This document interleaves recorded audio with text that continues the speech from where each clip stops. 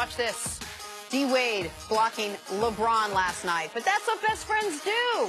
I mean, Cece, LeBron let him do this, right? Let D-Wade have a nice swan song in Miami. Man, LeBron would have been upset. He almost hit his bald spot. I mean, they ain't have no smoke down there to put in his hair or something. LeBron was hanging out. D-Wade. This has been an D-Wade raised his hand to see if there was some of that black stuff, that miracle black. That stuff you put on your beard. Carlos Boozer. Who are you talking to? You talking to Greg? Or a camera guy? Who are you talking to? I hope he chokes. I hope he chokes. Yep. America's Chris Carter's choking. You know what he's choking on? His lies. He's sitting there choking on his lies. Toronto's Jakob Poeltl with a nice dunk. Cece, where's Jakob Poeltl from? Where's he from? Dusty, quick. Austria, I think's the answer. Oh. What? Cece can't Oh, talk? my mic's back up. Oh, okay. It's from Austria. Austria. Yeah. Paul Millsap, second game in a row, you're on the wrong end of these Millsap, highlights. what you doing? And who taught y'all to block a shot like that with two hands? This is the second time he's tried to do this. On his head. Man. Didn't he used to be an all-star? Paul Millsap, yeah, absolutely. Blazers, Pelicans, check out this block by Drew Holiday. Let's reset it. Blazers pulling out the win, though. Man, this was an important play. The Blazers were up 2, about 20 seconds left. Drew Holiday keeps the Pelicans alive. E'Twaun Moore had back-to-back open threes to win the game. Missed them. When I first saw this, I thought my boy Uncle Snoop had run onto the court, but that was Drew Holiday with the 2 braids in his hair, just like Snoop. Uncle Snoop. That's a look you don't see very often these days. No, put something in the air, nephew. Put it in the air. Time now for in or out. All right, here we go. LeBron James is having another incredible year, averaging over 27 points, 8 rebounds, and 9 assists a game. LeBron said he'd vote for himself for MVP. Super humble. Oh, you'd rather him lie, Jenna. CC, I'm never a proponent of lying. Everything I do is truthful. CC, you in or out on LeBron James being the MVP? I'm out. LeBron's not the MVP. I don't care what he says, what Nick says, what Nick says. LeBron James let says. me tell you something. You don't know what I'm going to say. Oh, I know exactly what you're going to say. I'm out. Harden has proven it and is on the best team. Best player on the best team, by far MVP. I am also out on this. LeBron, for, in my eyes, just the second time in the last 9 years, should not be the MVP of the league. Just like a couple years ago when Steph was unanimous, Steph deserved it.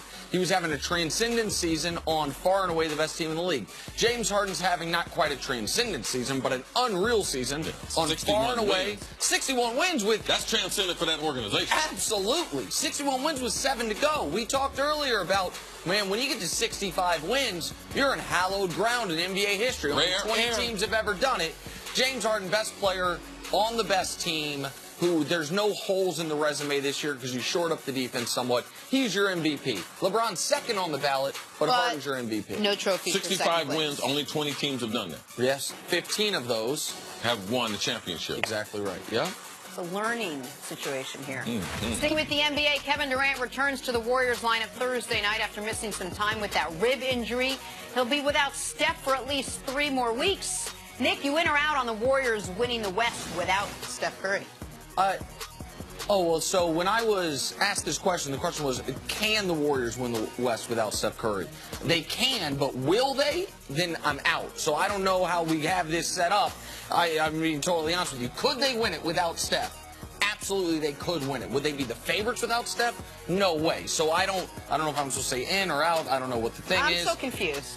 I'm out on them being the favorites without Steph Curry. No. No, they can't win without Steph Curry.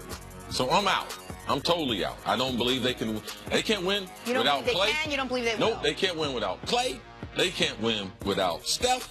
They can't win without KD, and they cannot win without Draymond. They are not a championship team without one of them 4 ingredients right there. Out. All right, to the NFL rather. Despite winning the Super Bowl MVP, Nick Foles will likely go right back to his role as the backup. Head coach Doug Peterson says it's safe to say Foles will start the season on the Eagles roster. CC, are you in or out on the Eagles holding on to Nick Foles? I'm totally in. It's a great story. Nick Foles being in Philadelphia, the guy who wanted to give up playing football. The Cinderella story, Carson Wentz going down, was the MVP of the NFL the time that he got hurt. Nick Foles kind of sputtering at the beginning. beginning, but that team rallying around him. NFC Championship game played brilliant. Super Bowl 52 played brilliant. I'm totally in on them keeping. Howie Roseman has done a tremendous job as an executive there. He is one of the MVPs of that organization. And Howie Roseman was there in a different role, admittedly, when they, right before the season, traded what they thought could have been their starting quarterback, ended up being their backup quarterback, Sam Bradford. Why? Because the team desperately needed a quarterback because Teddy Bridgewater went down, and they were willing to pay what they thought was a king's ransom for him, a first-round pick and something.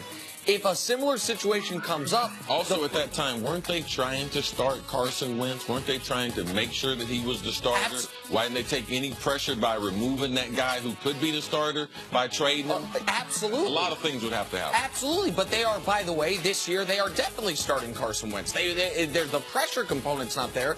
But as far as the Foles competing for the starting spot, that doesn't exist. The reason I'm out on them holding on to him necessarily is... I feel like we are one preseason quarterback injury away, and most preseasons a quarterback gets hurt, from that team. The first phone call they'd make is to Philly. The first guy they would question is Nick Foles available? What will it take? Because Foles showed a few years ago in Philly, and then again the last two games last year, that he can at very least be a competent, steady starting quarterback in this team. That was a tough question. You took a long time to explain that. Well, you interrupted me. You had talked about the context Your fault, there. obviously. Yeah, exactly. Thank you, Jenna Wolf. Sticking with the NFC East, Washington made waves this offseason when they brought in Alex Smith instead of keeping Kirk Cousins. Jay Gruden says that his new quarterback is an upgrade. Shade! Nick, are you in or out on Alex Smith being an upgrade over Kirk Cousins? No, I'm out on this. I've watched Alex Smith quarterback the team I root for the last few years. He's a competent quarterback. He has flashes of brilliance. I will give him that. But is he an upgrade over Kirk Cousins? Is he the guy that you think's going to take Washington to the next level from fringe playoff team to playoff contender? No, I do not think that. I think he's very similar to Kirk Cousins, but I do not think he's an upgrade at all. I am out. I don't think they're similar at all. If you have any type of throwing contest, Kirk Cousins is going to win it. I don't care you throw the ball. You're going to throw the ball in the flat, Kirk Cousins is going to be more consistent. Throw the ball down the field, Kirk Cousins is going to be more consistent. The only type of contest Alex Smith might be able to win is a foot race. And if you have your quarterbacks in a foot race, then you are looking at the wrong thing. So I don't like him saying that. He didn't have to say that about Kirk, because Kirk, when he went to Minnesota, he didn't say, you know something, man, Minnesota's a better franchise. You know something? Hey, being here with this coach Mike here, Zimmer's back. Man, Mike Zimmer, he a better coach. Like, you don't have to do those things. All right.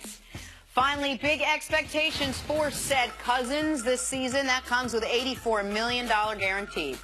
You talked about Mike Zimmer. Zimmer says, quote, this season isn't Super Bowl or bust, but CC, are you in or out on this season being Super Bowl or bust for the Vikings with Kirk Cousins? No, it's not this season. You know, it's this tenure he's there. This season, I mean, anything can happen in a given season, but there is tremendous pressure on Kirk Cousins. So I'm going to say out. Out for this year, but yeah, absolutely. In for the whole but there's pressure. tenure. There's pressure. Yeah, he can say this season. It's just a play on words right there. You tell the course of the contract, hey, man, they better win the Super Bowl. Or at the very least get to one.